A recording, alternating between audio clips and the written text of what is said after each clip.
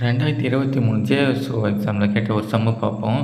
இந்த கொஸ்டின் பேப்பரோட மற்ற சம்ஸோட பிளேலிஸ்ட் வந்து டிஸ்கிரிப்ஷனில் கொடுத்துருக்கேன்.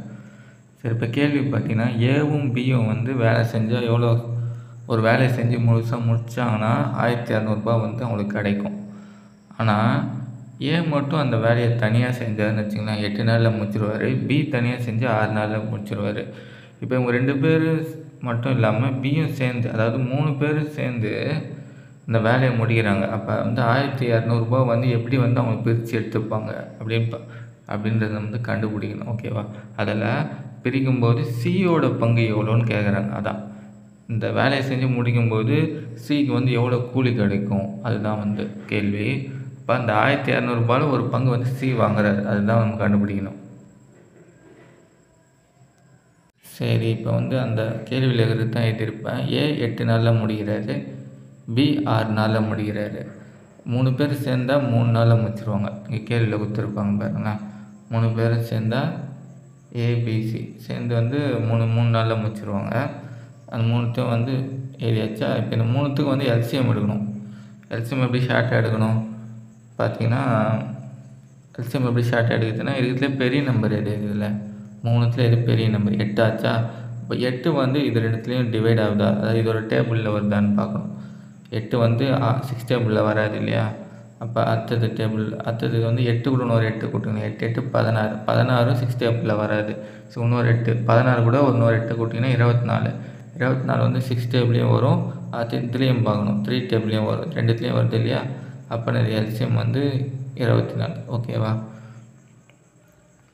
சரி, எல்சிஎம் வந்து 24. இதுதான் வந்து டோட்டல் ஒர்க்கும் இதுதான். சரி, இப்போ வந்து என்ன பண்ணலாம், இப்போ வந்து ஒரு நாளைக்கு ஒவ்வொருத்தர் வந்து எவ்வளோ பங்கு முடிப்பாங்கன்னு கண்டுபிடிக்கிறதுக்கு இது வந்து டிவைட் பண்ணணும். 24 வந்து 8ஆல் அடிச்சுன்னா நான் ஒரு 3. ஏ வந்து ஒரு நாளைக்கு 3 பங்கு முடிப்பார், இதை டிவைட் பண்ணால் 4 கிடைக்கும். பி ஒரு நாளைக்கு 4 பங்கு முடிப்பார். 3 பேர் சேர்ந்து செய்யும்போது ஒரு நாளைக்கு 8 பங்கு முடிக்கிறாங்கன்னு அர்த்தம். சரி, இதுதான் இங்கே ஷார்ட்டாக எழுதியிருப்பேன். ஏ 3 பங்கு, பி 4 பங்கு முடிக்கிறார். 3 பேர் சேர்ந்து 8 பங்கு முடிப்பாங்க ஒரு நாளைக்கு. அப்போ இதை வச்சு நம்ம சி ஒரு நாளைக்கு எவ்வளோ பங்கு முடிப்பார்ன்றதை கண்டுபிடிச்சிடலாம். 2 பேர் சேர்ந்தால் 7, 3 பேர் சேர்ந்தால் 8. அப்போ 7 இங்கே சப்ஜெக்ட் பண்ணனா கிடைக்கும். 8 minus C equal to 8 minus 1 போட்டால் சி ஈக்குவல் டு 1 கிடைக்கும் இல்லையா? அதான் சி வந்து 1. டோட்டல் ஒர்க் வந்து 24. இப்போ வந்து 3 பேர் ரேஷியோ கண்டுபிடிச்சாச்சு இல்லையா? இது அப்படியே இங்கே பாருங்களேன், 3 4 1. அதான் இங்கே இது இப்போ 3:4:1. இதுதான் வந்து எவ்வளோ, 1600. இதை அப்படியே டிவைட் பண்ணாலே ஆன்சர் வந்துடும். அதாவது இது மொத்தம் ஆட் பண்ண இது 8 பங்கு வந்து 1600.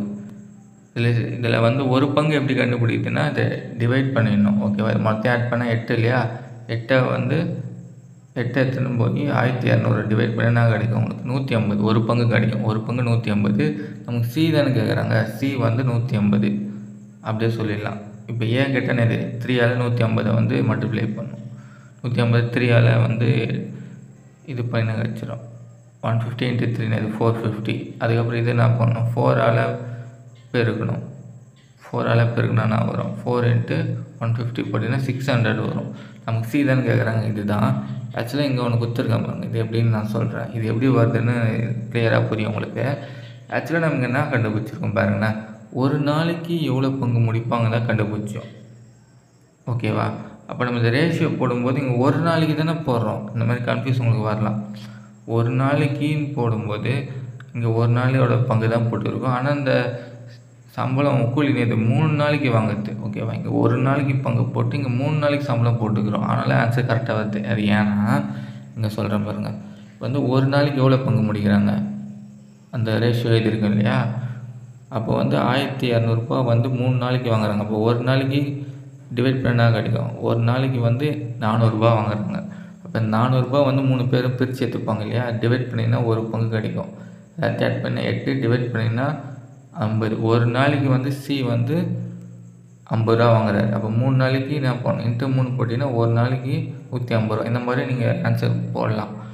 ஆனால் இங்கே ஏன் இப்படி போட்டாலும் இங்கே பாருங்கள், இங்கே எப்படி ஆன்சர் கரெக்டாக வருதுன்னா இதே விகிதம் தான் இங்கிட்டும். ஏன்னா ஒரு நாளைக்கு வந்து எப்படி கூலியை பிரிச்சுக்கிறாங்களோ அதேமாரி தான் மற்ற 2 நாளையும் பிரிச்சுப்பாங்க. அதாவது அந்த 1200 வந்து இதே ரேஷியோவில் தான் பிரிய போகுது. புரியுதா உங்களுக்கு?